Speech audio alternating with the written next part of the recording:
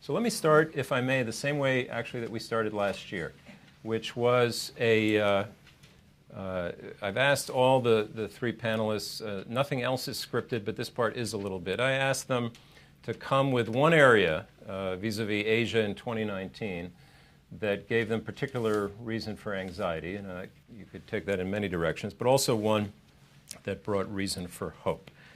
John, we're going to put you on the spot first. What are you most anxious about when you look at the landscape in Asia in 2019? Sure. First off, thank you, Tom, and thank you to the Asia Society. It's really been an honor to be Asia 21 Fellow, and I was just looking at the bios of the current class. I joined about 10 years ago, and I realized if I applied now, I wouldn't be able to get in. And so it's incredible the talent and the network that you're creating here, so kudos on that. As I look at the region, my area of concern is the spillover effects with this growing U.S.-China trade war. There is something of a 90-day truce right now, but in terms of how it's affecting the collateral damage, if you will, of all the countries there, that's the part you're very concerned about if you're looking at international order, international system. And the part that I'm looking at closely is South Korea. And if you look at a country like South Korea, it trades semi-manufactured goods to both China and the United States. It is a 90-day truce. We hope that it leads to something more substantial.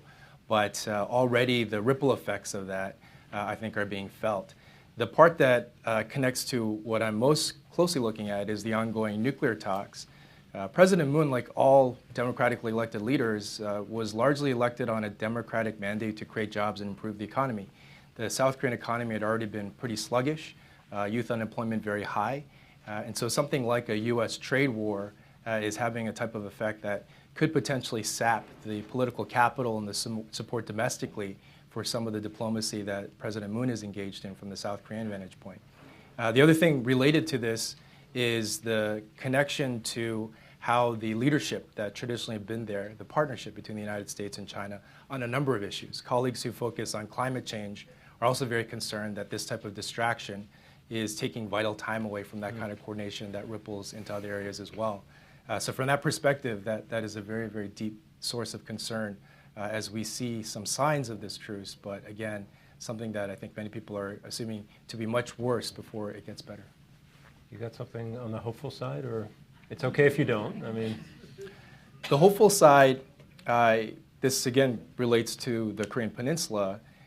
This isn't something to be too happy about, but compared to where we were last year, it is a much improved situation. Last year, the military professionals would say that there was a timetable and it was a political decision, and we were very, very close to that type of escalation of tensions potentially leading to conflict. What's happening now is a lowering of the threshold. It is not a function of is denuclearization going on, but rather a much lower bar of no testing of intercontinental ballistic missiles or nuclear devices. And that is creating a type of space that even stalled talks are given room to continue. So it is a measured hope. I think that can continue for a bit longer. But again, it's not a function of exceeding expectations here, but rather the expectations getting lower and lower. Okay. We'll probably come back to both of those, and actually one of them immediately, because Wendy, I'm reminded of something you said. You see sort of some good news and bad news on the U.S.-China front, if I have that right. That's correct, and a lot depends on one's expectations. But I predict in the U.S.-China trade dispute that the current tariffs that are in place now are going to remain for the foreseeable future. But I predict that we're not going to see further tariff increases. And the reason I predict that is I think we're getting to the point where increasing tariffs more at this point is going to end up hurting the United States in ways that we haven't experienced to date. So the next scheduled tariff increase on $200 billion worth of Chinese imports, raising the tariff from 10 to 25%, I think would really hurt U.S. consumers, U.S. businesses, U.S. workers, and no one would be able to kind of disguise that cost anymore. Now, I'm not saying that tension between the United States and China is going to subside, but I think the U.S. will focus more on other measures with respect to getting at their concerns with China, such as stepping up investment requirements, increasing export controls, and probably going forward with other kind of law enforcement actions. So it's kind of good news, bad news. And is that your double answer then? That's your, or do you have some other? That's my double answer. But I'll tell you, when I think of 2019, what really worries me in this space is that the administration is going to be faced with a foreign policy crisis. And I'm not sure that they'll know how to respond, and they'll be able to respond quickly and effectively. And I say this for a couple of reasons. Number one, the administration, members of the administration are divided on a lot of issues. They don't seem to coordinate strategy very well together. Second, a lot of positions are not filled. We still have a lot of ambassador positions vacant. A lot of people have been leaving the State Department. So if a crisis happens, those communication channels are so important, particularly in the first 24 hours or so. And I worry that we just don't have the channels like we used to. And finally, I don't know where our friends and allies are going to be. We'd like to think they're going to be with us regardless of what happens. But I think a lot of things have happened over the past year, which are going to leave some of them to question whether they need to put all their eggs in our basket, whether they should enthusiastically respond to any calls from us to support us. So for those three reasons, I do worry about that going forward. We'll come back, I think, circle back to China, maybe in Korea. Vali, if I'm not mistaken, you want to take us a little bit to West Asia, right? Or take us anywhere you want to take us. Well, there are plenty of things to worry about across Asia, but I think one of the issues that will come to a head perhaps this year is the longest war that the United States has been in, which is the war in Afghanistan. So the president has made the decision that he wants out of this war. He's gone back to the talking to the Taliban, which was early in the 2009-2010 period, was floated during the Obama administration. He's appointed a special envoy, Ambassador Khalilzad, and has given him a very short time to arrive at a quote-unquote peace framework, peace deal that would end the war in Afghanistan. It is not going well. The time frame is very limited. He hasn't built the sort of groundwork with Pakistan, with India, with Iran around the region to help let this happen. There are different factions within his own administration on this issue, from the Pentagon to the Vice President's office to Ambassador Khalilzad. And I think this year the U.S. will, and in the meantime, the Taliban is actually gaining ground in Afghanistan, is controlling more territory, and is becoming much more aggressive.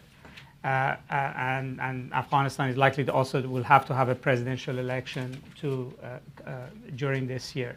So the U.S. will reach a point that either it has to double down again on Afghanistan, which is go back to war and try to contain the situation, which the president does not want.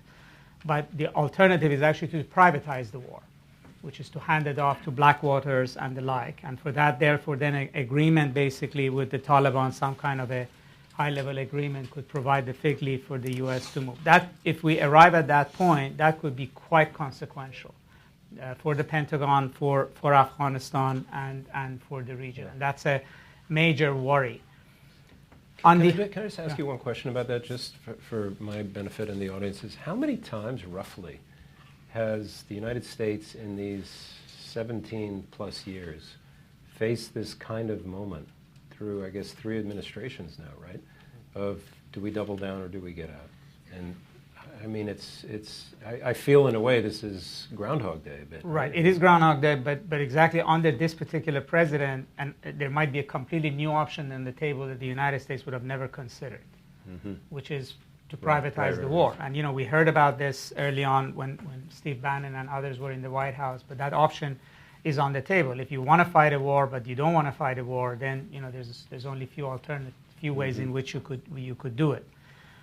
On the other hand, the other major issue in the region is obviously Iran and West Asia, and the Trump administration has put a very tight cordon around Iran. Iran is resisting, but ultimately we're at an impasse right now. So the U.S. is pressuring all kinds of allies and adversaries to cease and desist in trading with Iran, and at the same time the Iranians can sort of tolerate this for a time period, but it will gradually get to a point that it's their interest to break the impasse. In other words, either they have to face a severe political situation at home or witness a degradation of their state and economic and social institutions, like what happened in Iraq under Saddam, or they would have to actually change the dynamic with the Trump administration.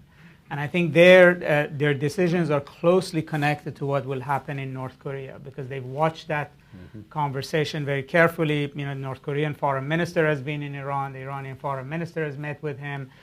So they're watching very carefully the way in which the Trump administration handles the entire Korean process and whether there's wiggle room there. And also North Korea ultimately can provide Iranian leadership with the political cover domestically to make that move. So if there's something positive the North Koreans are taking out of this without leaving anything on the table, then that encourages them. I also want to sort of just put on the table as we go forward, there's also broader trends that are evident. Because of the way the Trump administration is approaching Asia, not just China, but also Korea, Japan, Vietnam, Iran, there is sort of the groundwork for, if you would, a broader anti-American coalition emerging. And I don't mean this instead of confrontation with the U.S., but in the sense that there are now many countries which have a common interest to contain and back off the Trump administration.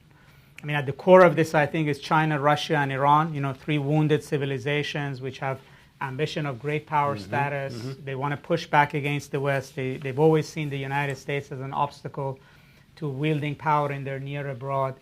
But they all are facing different kinds of pressure coming from this administration. And there's a lot more conversation that goes between them. And this is not about whether Huawei sells them telecommunication material or not. It's really about, you know, to what extent can Iran sort of reinforce what China wants to do, and to what extent does China reinforce what Iran wants to do. And so far in the United Nations, you know, the main protector of Iran have been China and Russia against varieties of sanctions, and they're also part of the nuclear deal. If the Trump administration continues to pressure this, I mean, we're very focused obviously on the narrow angle of give and take with these individual powers, but there's gradually emerging a sort of a broader sort of contours of a, whether you call it axis of resistance or sort of a Eurasian consensus about how do you contain the new United States in the region? How do you sort of create ways in which you could protect your turf from it? Is that your term, by the way, or is that a axis of resistance? Well, it's an axis and it's resisting, so so I guess it's a short. Just what we need. Yeah. You said a moment ago before we came out, Vali, that you know, everything is connected, and I keep that in mind as I want to come around now to Huawei, which is not something we would have been talking about 2 weeks ago, right? Or we might have been, but not in the way we do now. This is obviously the arrest of their chief financial officer in Canada, because it's related. You noted that Iran and Korea are related because they're watching the North Korea thing. Technically, right? She was arrested because of Huawei's work on getting past the Iran sanctions issue. But just a broader question on the U.S.-China front. To what extent, and maybe this is for you, Wendy, or John, any of you, to what extent do you think this crisis of the moment is a bigger problem for the two powers and for other countries potentially as well than this 90-day and you know, the trade dispute itself? I mean, you now have a lot, it seems, of ordinary Chinese who are livid, right, about what the United States and Canada have done. Either of you want to jump in on that? You wrote an editorial about it the other day, didn't you? Yeah. So I think it's, number one, it's too early to tell. That said, you're correct. I mean, if you look at, I think the Chinese, at least my view is they've been kind of measured in their response, and actually in many ways delivered a stronger message to Canada than they did to the United States. And the fact that Secretary Mnuchin, USTR Lighthizer, and Li He spoke on the phone last night to conduct the beginning of the trade negotiation, I think shows that the Chinese are still willing to go forward with the trade negotiation. But I think, you know, you're also seeing, and I just saw this on, before I came in here tonight, that the State Department now is contemplating whether to put restrictions or at least to warn U.S. executives going to China. And so this could spiral in that direction as well. But I think in many ways it's a law enforcement action, but it's of a Chinese company with whom the United States has had very serious concerns with for many years, both with respect to sanctions, but also with respect to the practices they're using to promote their 5G technology throughout Asia and around the world. So yeah, it's too early to tell, but you can see that really any incident now between the U.S. and China is going to be scrutinized quickly, and the markets are going to interpret it, and it can spill over to other areas of the relationship.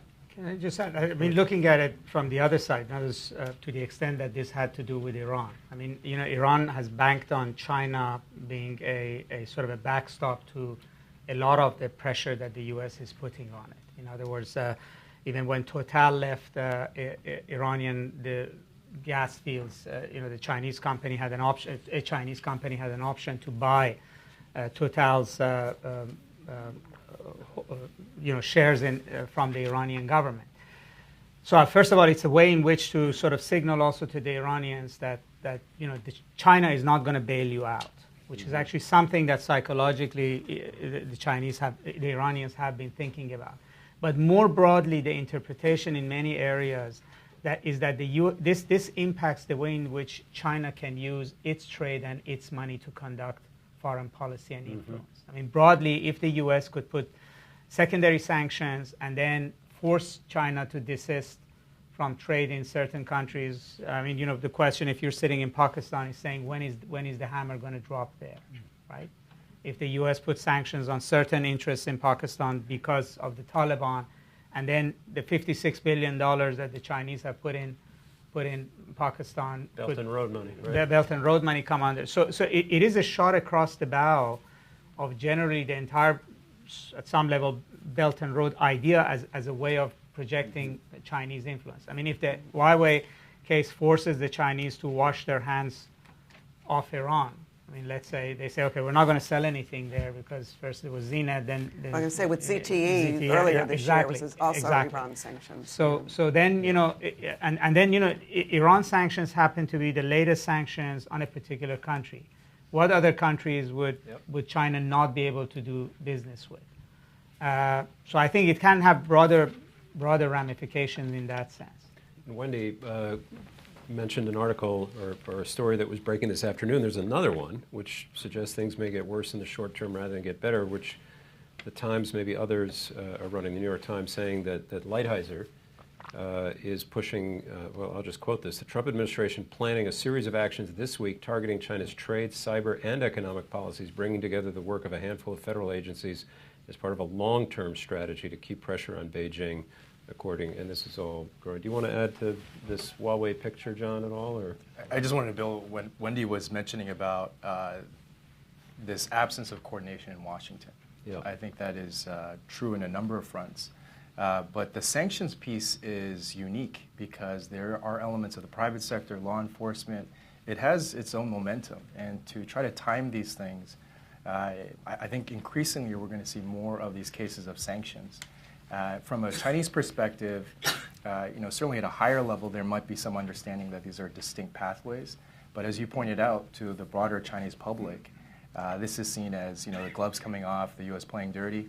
But also the other piece of this, when you look at this deep well of suspicion about containment, that the U.S. is really out there to prevent the further rise of China, these type of, I think, episodes feed into that narrative that's already very strong. So going forward, this lack of coordination and management of these issues, these are going to be substantial hurdles to overcome. But the other piece of it, to zero in on the sanctions piece, and a little bit of what Vali was mentioning about the axis of resistance, there are entities and targets in the international community now that are developing drug resistance to sanctions, and that should concern us. They're developing their own pathways of doing things that the traditional national security response and the prolific policy tool, the application of sanctions, they're creating targets that are getting better at procurement, doing illicit activities, and that's clearly an unintended consequence of sanctions. But that is another broader negative consequence in the international system that we have to monitor closely. But just one more thing on Huawei. Do you think it's plausible, possible that Chinese leaders in tech and their counterparts in this country are going to suddenly really stop or have second thoughts about going to their respective countries? I mean, because that's a whole other consequence if it's, It is a calculation. I mean, from the perspective of compliance in the industry itself, this is a very integrated global type of network. And some of these decisions, even in terms of Huawei doing its business in other markets and whatnot, and continuing to do there, if there is evidence of connections to Iran types of dealings, which I'm sure once they start looking down that path, there'll be more of it, these are somewhat automatic. And the Treasury State Department type of interaction on these issues, in this case dealing with the trade, but Treasury really being the main driver and the architect of these sanctions pieces, I think it's hard to dial it back. Well, I mean, there's also the case of the Nissan chairman in Japan. Right. I mean, right. In other words, even though that might be completely legitimate, Want but to the way remind people? well, Carlos Ghosn, the chairman of legendary chairman of Nissan, who saved the company from bankruptcy and then merged it with Renault, was arrested. He's put in a I don't know 10 foot by 10 foot jail in Japan. And there's a serious case of underreporting of his compensation and misuse of funds, which all may be true, but it's sort of they've crossed the Rubicon here of public action against a CEO. And look, law in many areas of the world is completely subjective. I'm sure countries like China or Iran and the like look at the sort of cases against Huawei's vice chairman as sort of not having validity. But basically we're in an era that immunity for these sort of high-profile public figures are gone. Mm-hmm. So, you didn't pay your correct taxes in China, so why wouldn't they arrest you? Right. And we might say that's bogus, yeah. But according to their laws, and again, like for instance, the Chinese, I thought it was interesting, they made a ruling in favor of Qualcomm against Apple. Right, so they're getting into these sorts of legal decisions that then could have implications for executives of these companies. All right, speaking of crossing Rubicons, let's come back to the Korean Peninsula and the point John rightly reminded us of where we were a year ago when we were having this conversation. And even the good prognosticators last year, I don't think could have imagined those scenes in Singapore and everything else we've been through this year. And so, John, you said that they might just muddle along and denuclearization would not be the standard anymore. That said, I think the Secretary of State, right, and John Bolton and others have said we're not going to another summit without very clear, verifiable things that we didn't get in Singapore. So how do you square your prediction with that? Well, start with that. Sure. This is a top-down phenomenon. So if the leaders want to get together and have a summit, they move very quickly to get them done. It's background noise. We've had 3 summits between President Xi and Chairman Kim. There's the 4th that's anticipated for early at the start of 2019. We've had 4 between the 2 Korean presidents. I lose track. We lose track, 4 exactly. already. And this has happened within a year. So it gives you a sense of how it is top-down and the concern that some of the details, important details, are lost in the shuffle there. So that's one. It's top-down, and if they want to have a summit, they can have a summit. There's an interesting linkage. Whenever the 2 Korean leaders have a summit, President Trump's interest in a summit spikes. And so right now they're preparing, anticipating a visit by Chairman Kim to South Korea. Right. It's Which delayed. would be the first ever, right? Exactly. It's delayed for the time being, but it seemed to be a question of when rather than if. But the other phenomenon that I think is striking, we saw last year, and I think we'll see more of it going forward, is the saying in international relations, don't let a good crisis go to waste. Friends, allies, adversaries, a lot of them that have previously felt they were constrained for a number of different types of reasons. Right now, there's a greater thought about what is our plan B and how are they going to move forward on it. Mm-hmm. And that's the piece that it's okay if you're an individual country and you're trying to maximize your interest in the neighborhood, but from a systems management perspective, that's really chaotic. And so the unintended consequences rippling from that, I think we're going to see more of that in 2019. And that is something that for countries, the aspirational piece is that's what we saw on the Korean Peninsula in terms of countries using a crisis and not letting it go to waste. And they had these diplomatic breakthroughs. But what comes next, the bars are coming down, and that's the piece that I think we can see more money into. Let me just comment on the top-down thing. One thing I thought was very interesting when the White House announcement came out after the meeting with Xi Jinping, the whole announcement was maybe 1 page, 1.5 pages. And in there were 2 references, one to basically what a great guy Xi Jinping was, but also referred to what a great guy Kim Jong-un is. And so I think that those personal relationships really play a very large role in this administration.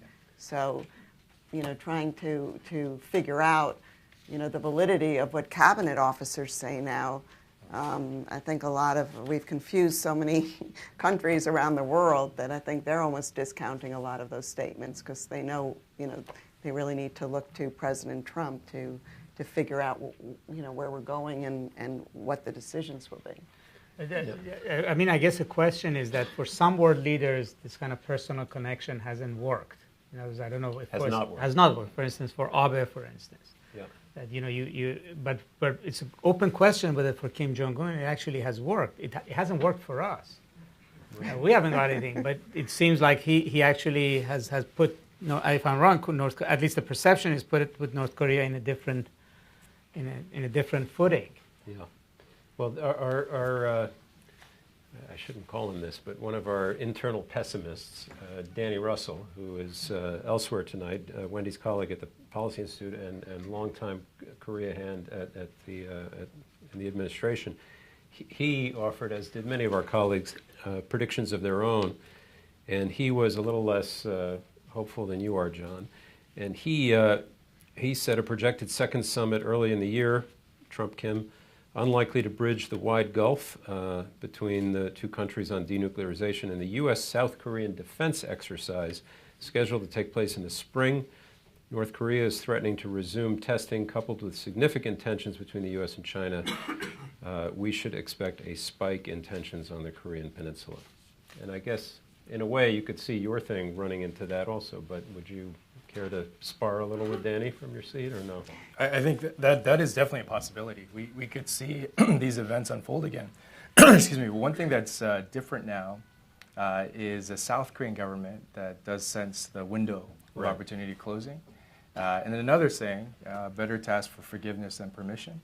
If push comes to shove, to protect this fragile process, they might water down military exercise, they might postpone it. There are a number of things that can be done because in South Korea as well, it is top-down.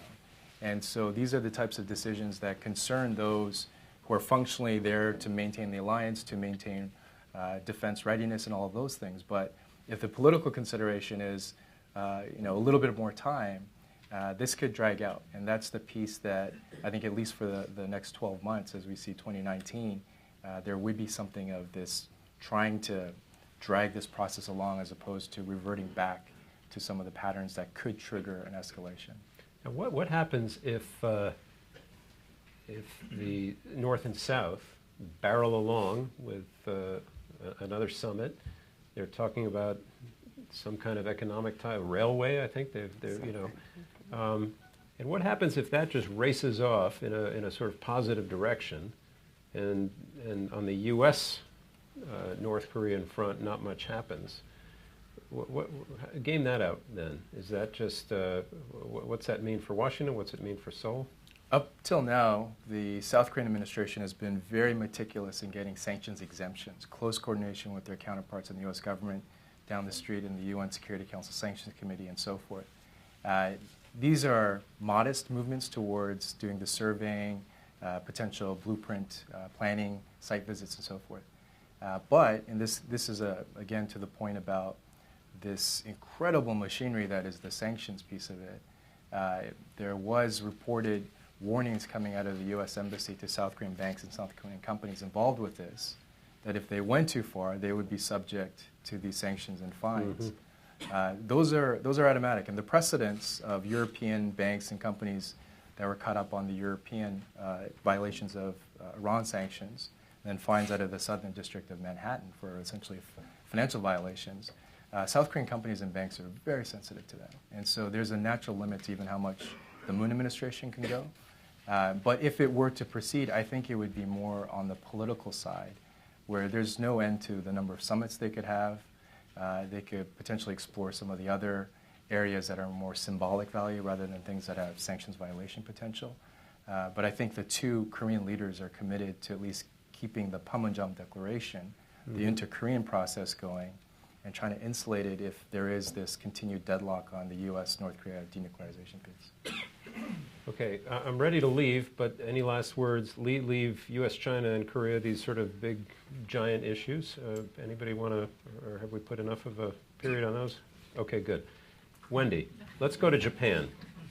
You said something interesting today, and I don't know if you want to. First of all, here's a great piece of trivia at your next, perhaps at the cocktail reception downstairs after this. What do Wendy Cutler and the soon-to-be Empress of Japan have in common? Okay. Well, No, I don't want everyone like shouting out. Yeah. No, they're not. Yeah. They were both trade negotiators. Okay, true fact. So we're gonna the emperor's gonna abdicate. Do you want to? This is a Japan prediction from Wendy Cutler, who has spent a ton of time in that country. So early on in my negotiating career, I worked on a number of bilateral negotiations with Japan, including the U.S.-Japan semiconductor agreement. I'm not going to say. You remember that? I'm not going to say which year that was, but one of my counterparts was the now Crown Princess, soon to be the Empress. Very bright woman, educated in Harvard, I think spoke 7 languages, etc. Well, come I guess it's April 30th, or May 1, she will become the Empress, with the Emperor and the current Emperor and Empress abdicating at the end of April. And I don't know how many of you are aware of the succession process in Japan, but currently only males can become, are in the line of succession. And so the current Crown Princess and Crown Prince, they only have one daughter. And so the succession line is that the Crown Prince brother who has a son, that son would become the next emperor down the line. So my prediction is, particularly given Abe's, Prime Minister Abe's Womenomics program, and I also, trying to underscore the importance of women in the Japanese society, and coupled with, I think, the kind of embrace, the warm public embrace that people will have of the new empress, I predict that the process will start again in at least the government, if not the Diet, to change the succession line and to allow females to assume that role and be in the line of succession. Wow. Interesting. Pretty bold. Heard it here first. Pretty bold. And you probably haven't thought of that one, but it was on my mind, so I'm sharing it. I suspect, Wendy, in a year's time, we'll be sitting here, whoever is on this stage, and we will be toasting your superb prediction. Or you'll all be laughing at it. No. There are a slew of important elections coming in Asia next year, and we don't have the time to go through all of them, but Indonesia, Thailand, after promising in that country where there's been a military regime for years, they have pledged to have an election in the early part of the year. Vali mentioned Afghanistan.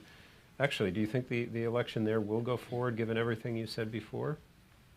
Well, if it doesn't go forward, then it would add, I think, to the sense of crisis in the country, and it would actually help the Taliban. If it goes forward, then it's possible that the government would change, and that would add to the complexity. There's no sort of an easy. The elections can only add to problems, basically. Right. You're an optimist. Yeah. Australia, Kevin Rudd is not here, but I think it's a fair bet that another year, another prime minister in Australia. But Vali, maybe we can come to you on India, if you don't mind. So just a week ago, Ruchir Sharma, who is an economist by training with Morgan Stanley, but he's written a book about the electoral process. He's, I guess, covered or watched elections for 20 years in India, and he has a book coming out. He said just last week here on this stage that no shoo-in for Narendra Modi, and for a variety of reasons, upset among farmers and not a tough enough line against Hindu nationalists and other things. And speaking of today news, there is news today from a series of state elections in India that have gone very poorly for the BJP. So I don't know if you're willing to address this in prediction terms, but is Narendra Modi in some trouble or overstated, or what do you think? Well, I think the sense, at least from where I look at it, the sense that he was anxious about the elections came in from how aggressively he asked for exemptions for sale of Iranian oil to India. Yeah.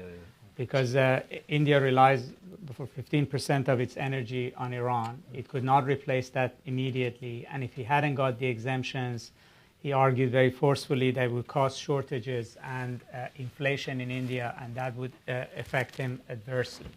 So, in others, is an indicator that he was nervous about the elections. I think he has two things going for him. One is that there is no real leader that opposes him. The Congress Party does not have a strong candidate. There's nobody who really could lead the charge against him. And also within BJP, he does not have somebody who's going to threaten his position. I think this is going to be a situation that's more akin to Angela Merkel in Germany. So he's going to lose certain amount of seats. He'll be forced to bring in additional parties into a coalition that would basically tarnish his sort of uber image that he has had as sort of an invincible leader. And then depending on what parties he has to make a deal with in what areas, he will have to water down some of BJP's policies, which actually may help him in terms of what he can deliver. But alternatively, I think his domestic politics is going to become messier. And we might have a break on certain things like very aggressive social policies that BJP has been following, like punishing Muslim butchers and sort of that kind of enforcement of a very hardline Hindu nationalism. That may actually slacken, and that would not be necessarily a bad thing. They love to hate incumbents in India, don't they? Well, incumbents also don't deliver, and expectations for Modi were quite high.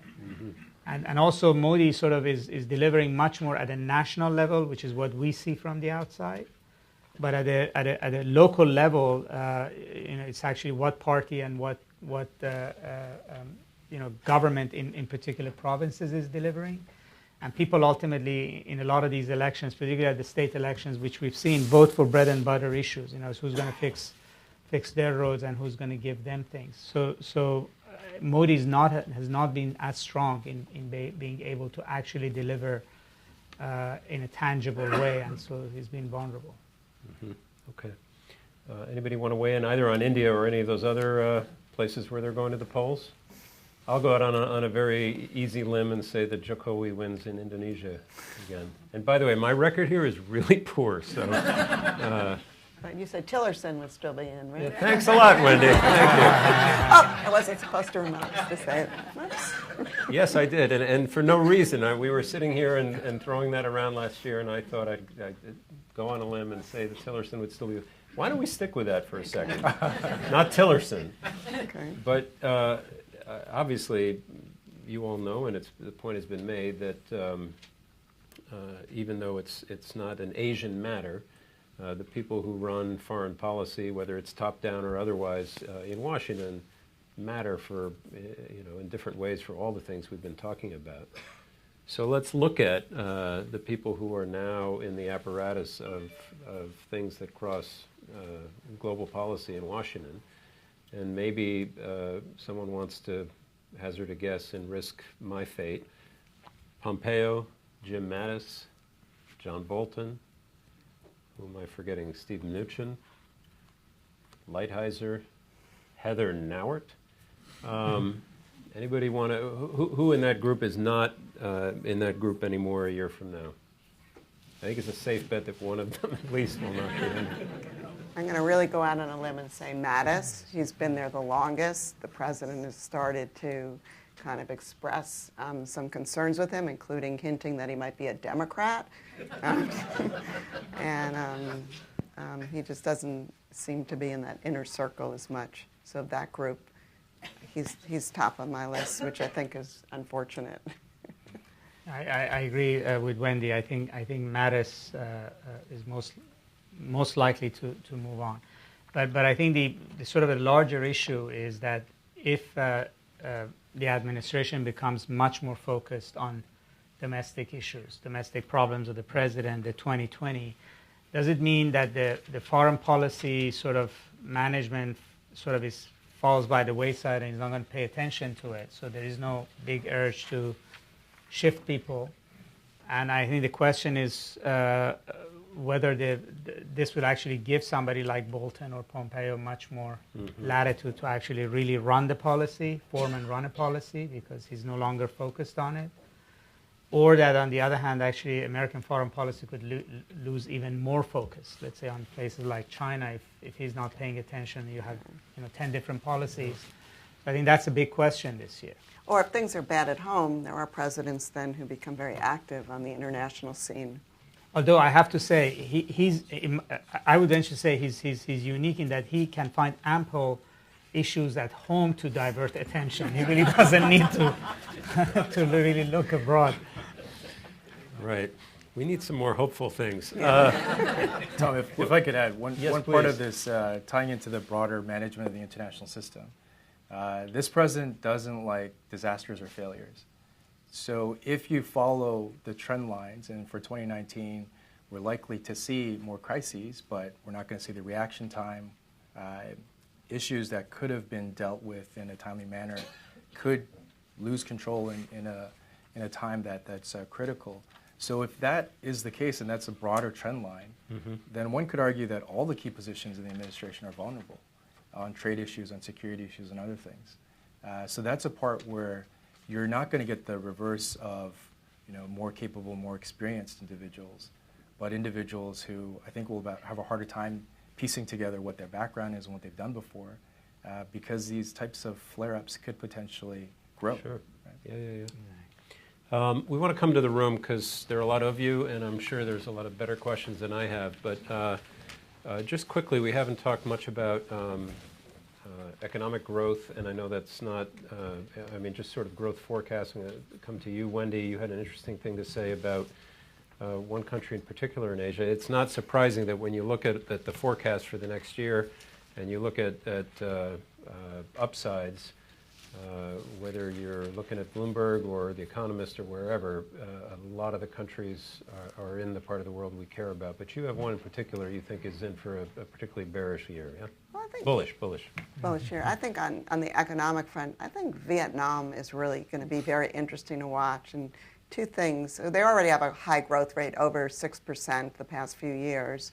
But two things I think really work in their favor, given what's going on, particularly in the U.S.-China world, and that is that a number of U.S. and other companies are looking to diversify outside of China, and Vietnam seems to be one of the countries where a number of companies already have investments, so they can expand those investments pretty quickly as opposed to setting up totally new plants, leaving China and building a plant somewhere else. So I think Vietnam can really benefit from that. Also, the TPP-11 is going to come into effect at the end of this month, and Vietnam wasn't one of the initial 6 countries that completed their domestic procedures, but Vietnam will join a few weeks after. And I think that will really give a seal of approval for Vietnam in the region, that it has high intellectual property protection, it has good investment protections, is good labor practices, et cetera. And so I think that's going to also play in Vietnam's favor. And I think what is interesting is that the other country that I think could really benefit from the TPP-11 coming into effect is Malaysia. But Malaysia now is, under Mahathir, is reviewing whether the TPP agreement is indeed in their interest. So Malaysia hasn't ratified, and to date, isn't going to be one of the early participants in this agreement. So I think Vietnam is going to be an interesting country to watch, and as the IMF predicts lower growth rates for a number of almost all countries in the region because of trade tensions and protectionist U.S. policies, I think that Vietnam may escape that. So here's something that strikes me as an out there prediction. We had a great event a few months ago here on Bitcoin. I thought it was great just because I didn't understand it at all, and then an hour later I felt I did a little bit. But your fellow alum of the Asia 21 network, John Paul Rivera, in the new class just recently minted in the Philippines, he's founder of a kind of LinkedIn for Asia called Caliber. He says a central bank in Asia in 2019, my bet is China or Singapore, will publicly state that they are holding Bitcoin as a reserve currency, sending the price of Bitcoin skyrocketing and setting the stage for a massive transformation in the world economy. The dollar will no longer reign supreme as the world's only reserve currency. And like a lot of things with crypto, I don't really understand that, but anybody want to jump in, or should we just let that one? Let's discuss that a year from now. Yeah. Or at the reception. Okay. Open to your questions. There are mics front and back. And who wants to go first? Yes, sir. First hand I saw right here with the scarf. Can you wait for the mic? If you can give us your name and keep it kind of brief. And if there's somebody in particular you want to direct it to. Sam Schwab, open to the panel. Talked about the United States initiating certain actions in Asia, but there are other potential instigators out there back to the United States. I was wondering if you might comment on Russia and Putin and what actions he might take that haven't been discussed tonight with respect to Asia. Obviously, he's flown a plane to Venezuela. There have been a lot of things he's done to tweak the United States. Axis of resistance. Well, I mean, in West Asia, the Russians have played fairly big hand, not only in Syria, but also they have this now alliance of OPEC plus, essentially controlling the oil market along with Saudi Arabia with OPEC. On the other hand, they also have a very strong economic and military and intelligence relationship with Iran. They've sort of used the vacuum of U.S. absence in the Middle East to move in very aggressively. On East Asia, obviously they have their finger in all sorts of things in Asia. They've come back into Afghanistan again in alliance with Iran. Even at the diplomatic level, there are three sort of Taliban groups that you have to think about. There is the group in Qatar, in Doha, which the U.S. is negotiating with. There's a group that perhaps Pakistan has set up in Abu Dhabi, which the Vice President favors the U.S. would talk to. And then there's the Moscow group, which is the Taliban that have sort of peeled off and are closer to Iran and Russia. So the fact that even Russians are sort of coming back into Afghanistan, they would like to be a factor with North Korea, with China as well. They're playing an opportunistic game. I don't think they have the economic wherewithal, but I think the main issue for them is that a lot of Russia's interest in Eastern Europe, in Ukraine, parallels interests that other countries have in Asia, Iran, China, about their areas of spheres of influence. And the Russians are, I think, very keen to find levers in Asia that they could basically bargain with the U.S. And Europe about their position in Ukraine, but also with the Baltic states going forward. And then there's also a great deal of interest in sale of weapons to Asia, to India, to Iran, even to some Arab countries, encouraging them to hedge. That the only way to sort of hedge with Russia against Iran is to put money on the table with buying Russian military hardware. Okay, and by the way, if you just have a prediction you want to share, that's fine too. Yes, the woman right behind you, John. Mm-hmm. Thank you, Manisha Sharma. My question is open to the panel. I was curious, going back to Huawei, what are your impressions about the motivation of Canada? Why would they get involved and actually go through the arrest and get the of China? Of course, the rule of law is very important and the local enforcement, but I was curious, based on your experience, why would they actually go ahead and get involved? And of course, they're getting so much pushback from the US right now, all the steel tariffs, affecting them so closely.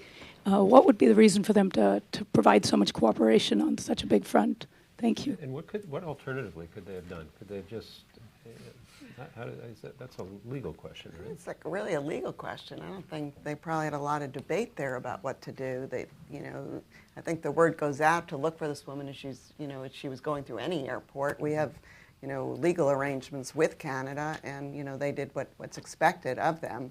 But I have to say when I read this and I was thinking of those words after, what was it, the G7 between the president and Trudeau. Yeah.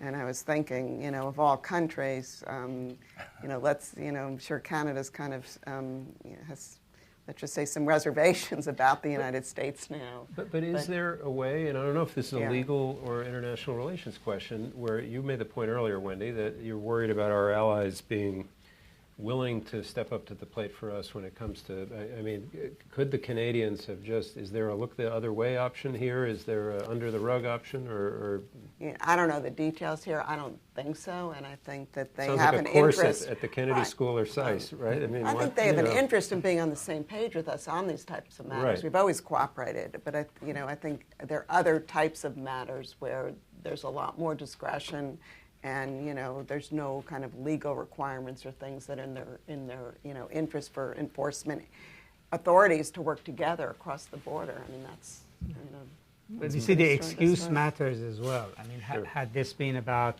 cybersecurity issues, etc., the Canadians could have weighed in about the weight of American legal case. But Canada has always cooperated on sanctions on Iran, and if this is about violation of sanctions on Iran, there's no precedent for Canada to question U.S. authority on this. Yeah.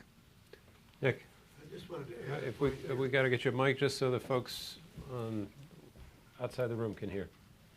I was in Japan at the time that Mr. Tanaka was getting into trouble with Lockheed. And we were having other issues with the Japanese. And the way that was handled was to treat them as two separate tracks, which they are, in fact. One is a law enforcement track, a judicial track, and the other is a political diplomatic track. And if you early on separate those tracks and say, Huawei thing we deal with on the judicial track and keep the other things on the other track, that is a way of managing it. Right. Yeah, and in fairness, that's what Larry Kudlow said, I think yesterday or 2 days ago, that this is because people were beginning to conflate the two, because the arrest of the Huawei executive Meng happened on the same day that the president was meeting with Xi. And I think some people in China really think, they can't even believe this is a coincidence, right? It has to have been part of a greater conspiracy. But after that happened, Kudlow was out there in public, and I think it was a great statement saying that these are kind of two separate tracks, the trade talks and what happened in Huawei. Because again, like if they, what? We've done it before. Yeah, exactly. Mr. Tanaka was a sitting prime minister. Okay. Not to say duck. Yes.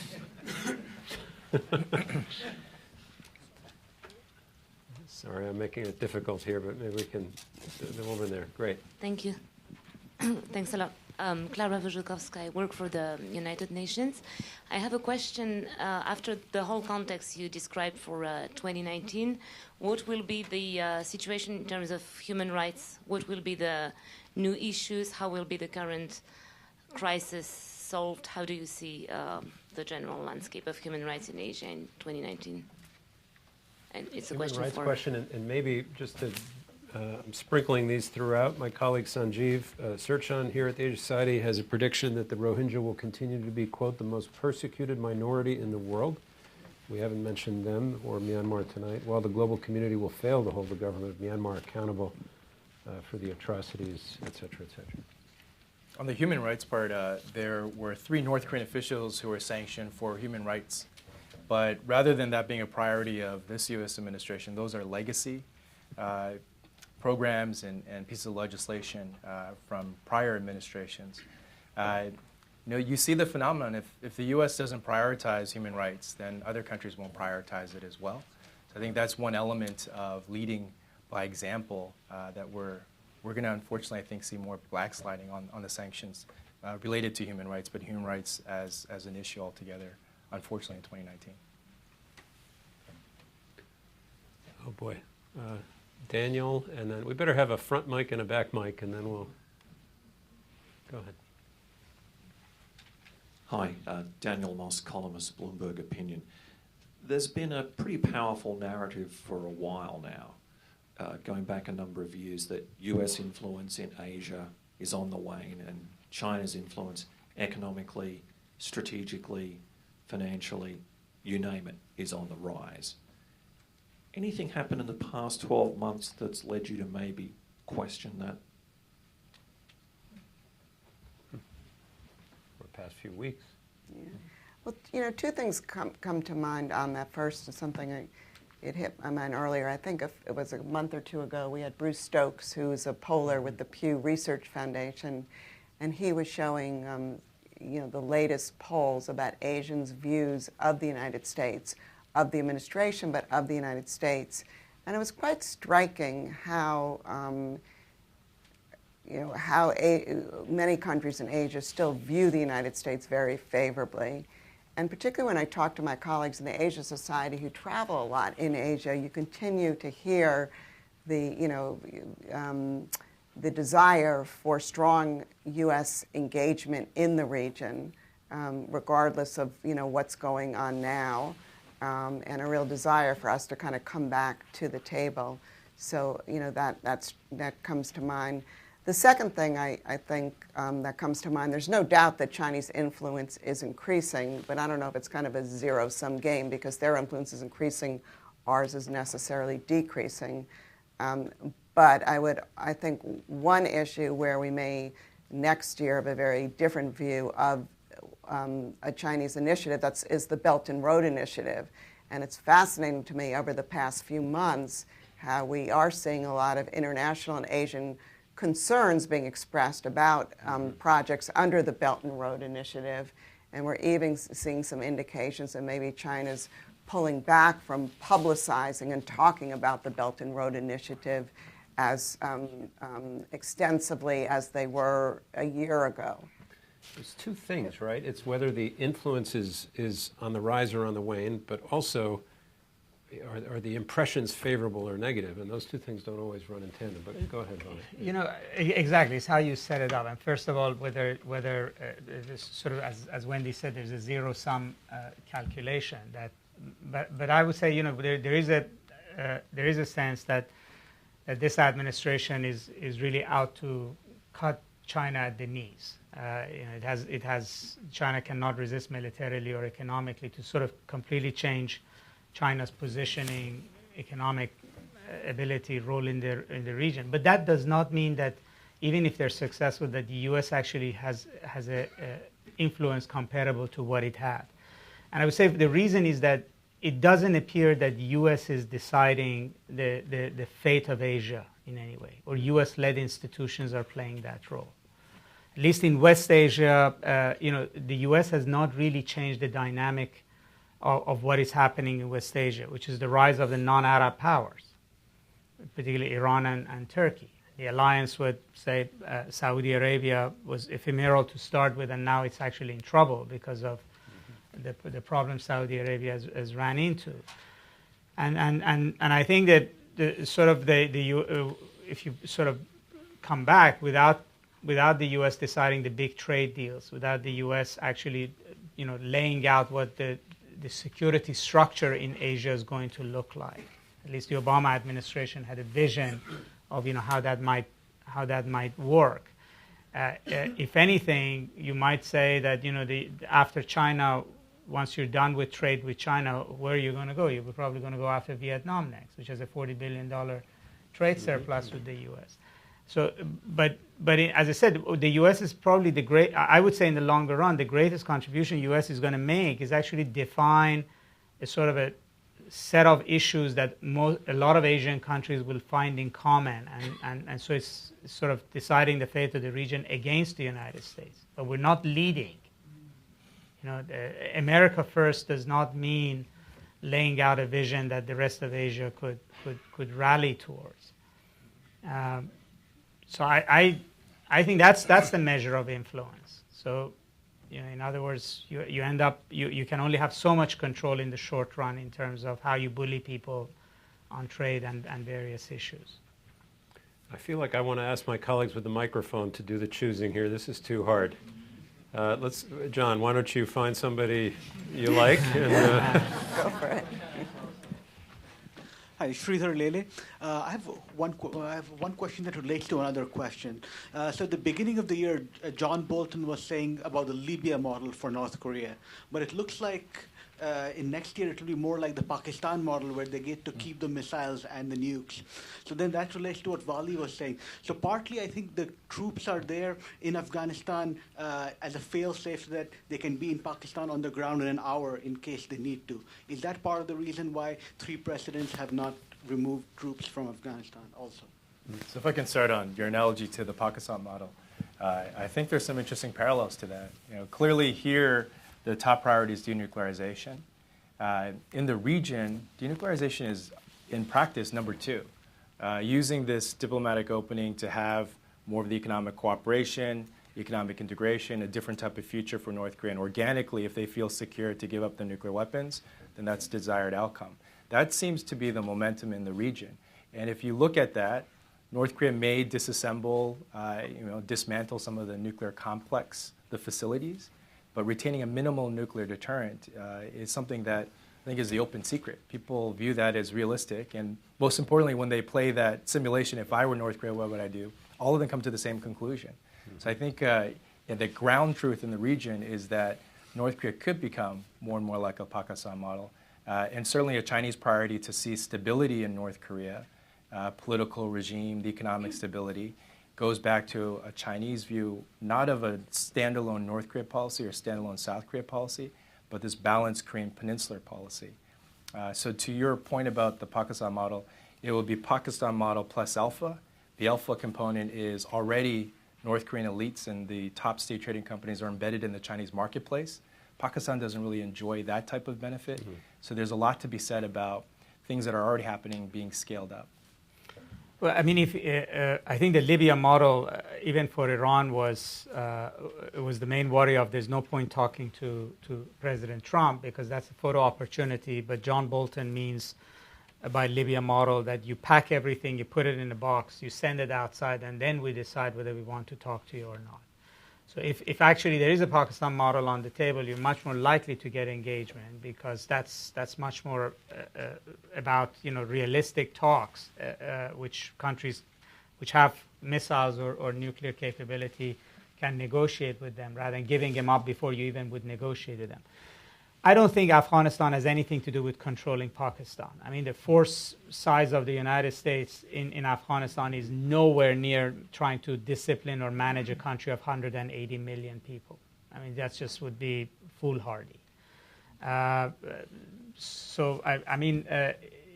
know a lot of Pakistanis think that, but in reality, the problem of Afghanistan is that the U.S. cannot find a way to get out, right? And I think one window of opportunity, if we thought about it, the one success I would say President Trump has had is to actually exorcise, the sort of ghost of counterterrorism out of American minds. And it's not a priority, right? It's not on page 1, page 2, page 3. We were so obsessed with Russia, with cyber, with China, that in some ways there's a lot more political room to get out of Afghanistan. Because we're not preoccupied as a country. Even TV dramas are no longer about terrorism. If something is about terrorism, you say that's passé. That's such an old topic. Thought of that. Yeah. So in a way, so that actually literally allows Trump much more easily than Obama could to say there is an Afghanistan good enough. Right? There is a scenario in which there might be a signature that I can say, I did this, there's a photo op, and then we could hand off the security to somebody else. But the problem is that the U.S. has not been able to get out of Afghanistan because it hasn't won the war and it hasn't resolved the security issue. And if you cannot do those, there hasn't been an easy consensus about getting out of Afghanistan. There's a weird through line here, right? That, I mean, these situations are obviously totally different. But good enough in Afghanistan, good enough on Korea, good enough maybe even on U.S.-China trade, right? I mean, right. That's all right. Let's see. Why don't you pick one now? Yeah. This abdication by the moderator. Thank you. Hi, my name is C, and I work for the Federal Reserve. And so first, before I make a brief comment, you say that it's okay to make a prediction as well. Yeah. So before I make the brief comment, it's actually about Bitcoin. I need to say that my opinion does not necessarily represent my colleagues. So okay, we got it. Go. Yeah. Yeah. So as we know that currency issuance is actually a core strategic tool for any nation. So my thought is it will be very few nations, if any nation at all, will allow the public or private institution to issue any form of currency. So that's my prediction. Actually, I kind of make this prediction earlier this year when the price was like $17,000 per Bitcoin. Mm-hmm. I'm stand with this one. So my question is, with what happened this year between U.S. and China, what do you think about how does this impact the relationship between China and Japan or China with Taiwan? Oh, those are two very different questions. Thank you. Have at it, John. We've actually seen some remarkable improvement, mending of fences between Japan and China. There is something to be said viewing Japan now as more of a partner. Remarkable. Remember all of the memes and things that went on before and the tension between the two Asian leaders there. But I think it's not from something that's proactive. I think it's reactive. Those two countries need some kind of stability on the international stage. So I think there is some kind of understanding that they're going to try to provide it. And just as a quick aside, through the process of elimination, Prime Minister Abe is really the last leader standing in terms of the liberal international order as we know it. Angela Merkel, brave decisions that she made, but she is winding up. We see what's happening in France with Macron. We see what's happening in the UK. So one by one, Japan has now inherited this mantle. And I think from a Chinese perspective, there is an important interlocutor there. Maybe a little more marginal opportunities to free ride off of the remnants of the international system as they try to keep certain parts of it going. The other element, though, that you pointed out of the U.S.-China trade war, my outside observation, listening very closely to colleagues who are more on the ground in China, President Xi is almost in a no-win situation. If he goes head-to-head with President Trump on the tariffs, then that's just escalation. But likewise, if he's seen to somehow being caving into President Trump or someone acquiescing, then there are political costs to that in China as well. So how he threads that, this 90-day truce, it's not a solution. It was just buying more time. And now we see the Huawei issue come up.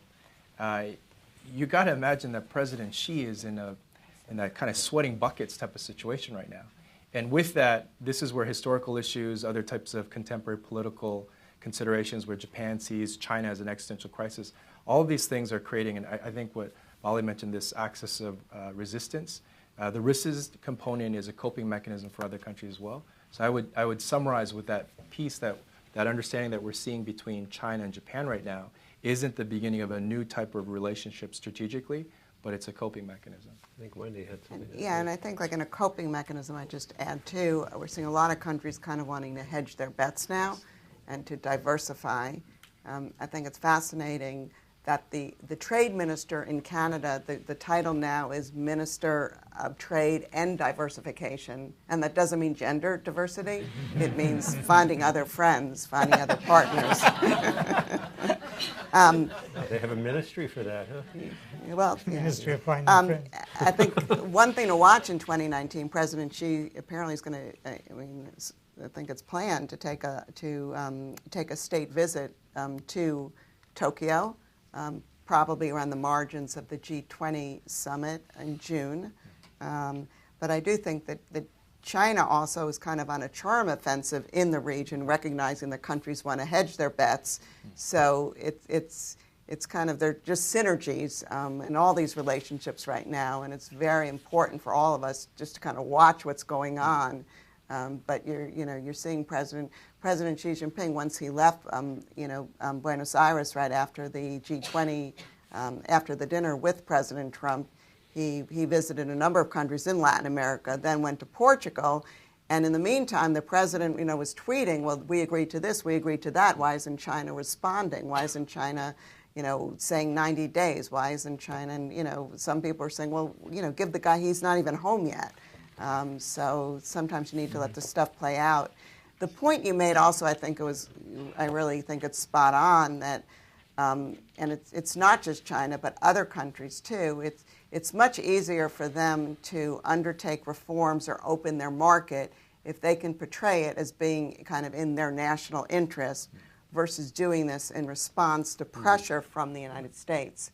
So in this regard, Xi Jinping is scheduled to give a very important speech a week from now, 8 days from now, December 18th, on the occasion of the 40th anniversary of their initial reform and market opening.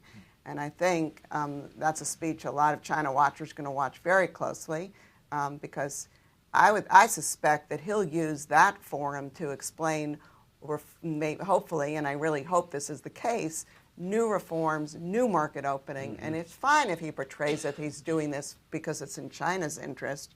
That's not the point. The point is, is China going to move ahead in a market opening and reform direction? So I think that's going to be a very important speech to watch. And Kevin Rudd, who just gave a speech on China a week ago here, he was saying also it's going to be very important to see if President Xi Jinping goes to Davos this year, what he says on that global stage as well. You mentioned the 40th anniversary. I commend people who are interested in, if you haven't seen it, in all this prognostication stuff. The Economist does a great year-end issue, and they have an interesting riff on not just the 40th anniversary, but the Chinese leadership hates anniversaries, according to The Economist. And 2019 will be, if I have this right, 100 years since the May 4th student movement, which of course brought us the Communist Party, so that should be a good anniversary. It is 70 years since the founding of the PRC and 30 in June since Tiananmen.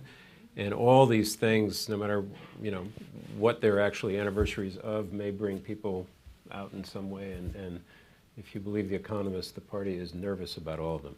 I think we have time for one more question, and I'll choose this one. And the gentleman right here, you've been very patient. Hi, Matt Kliski. I have a question on the issue of succession in leading homegrown countries and what kind of impact that might have on local economies. Succession in what?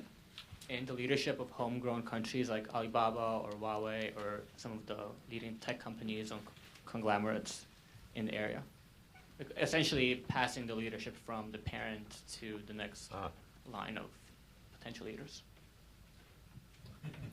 Who wants to take that? I don't. Look at these eager folks here. We can also pass and go to another one if you want. So briefly, are you talking about just Chinese technology companies? Is that your main focus? Maybe for background, I'm a venture capitalist, so we had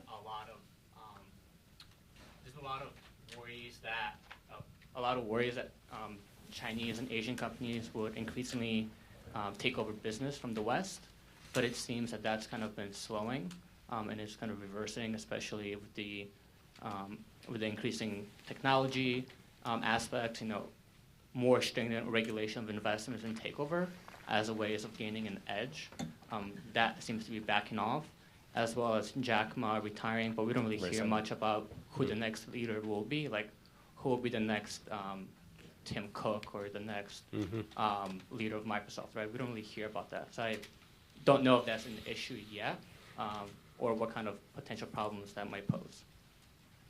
I would just briefly mention on the Chinese side of it, I was going to respond before you mentioned that. Jack Ma's announcement that he was stepping down took everyone by surprise. And then his very public statement that he had joined the Communist Party of China. So the tightening of controls in China, I think it's an ongoing thesis. And you anecdotally hear things through, in my case, I spent some time in Hong Kong in finance, so colleagues who are there, the party being very clear to remind the billionaires in China who made them billionaires. And also capital flight. The latest thing that I heard from Asian American who worked in finance there, who are back in the US now, when they manage that kind of wealth, those in China who are trying to bring their money out are happy with 33%. And I was asking, what's 33%? They're okay with losing 30% of the value they're bringing out because the remainder would be in their control. That's a very odd statistic. But the part about succession, I think, is very interesting because there was hope that the entrepreneurial space, the startup scene, that would be a different type of model. But I think the message is very clear that it's not a different type of model, that it's just an extension of the party. Vali Nasr, maybe just reaching for a hopeful note here, something just occurred to me. And no, I mean, you are dean of one of the great schools of diplomacy in the world in international affairs. And I wonder, your young students at Hopkins, clearly one goes into that profession to, I'm not sure they're inherently optimistic by nature, but can you say something about, I mean, if some of your great students were sitting on this stage, do you think they're more hopeful than folks like yourself who have been around for a while? Or what optimism might they find that we don't, or is that just Pollyannish of me?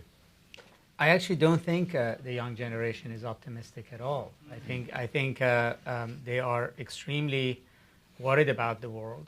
They're worried about climate in a way that maybe our generation isn't, because we'll be dead by. I mean, I'll be dead by then. But my son, for instance, is exactly that age. It has a very different worry about climate. They're worried about jobs. They're worried about the state of the country. They're worried about what kind of United States they're going to live in. Their memories don't go to the sort of periods of harmony and social cohesion in the U.S. So it's I think actually the level of anxiety among students is at an all-time high.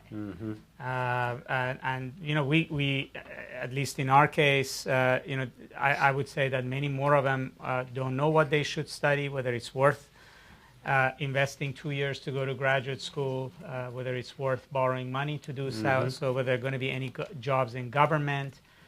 I think the level of curiosity is much more because I think the world is a much more chaotic place. So nothing is a given, and therefore they need to know a lot more, and they're curious about that. But I actually don't think that there is optimism among the young generation.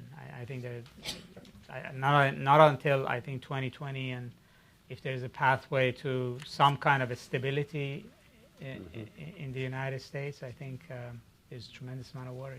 Okay. Sorry, I couldn't. No, that's all right. On a hopeful note. It was a reach.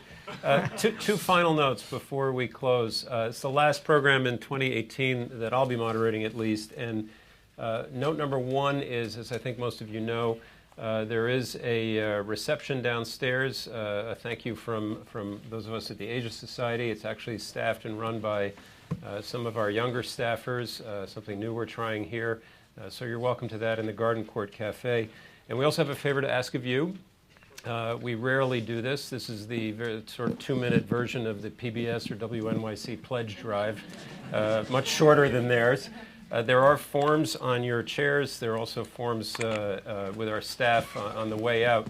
But those of you who are not members, we invite you to join the Asia Society here in New York. Those of you who are, whether you are or not, and care to make a year-end contribution, first-time visitors tonight or frequent visitors, whatever you are. And also, not on the forms, but the inbox is open for any ideas about, forget the predictions for a moment, but things you'd like to see more of or less of here at the Asia Society in the year to come. I am deeply grateful not only to all of you for coming, but to these terrific prognosticators for being with us and spending the time and energy to take all your questions in mind. Warm hand, please, for John Park.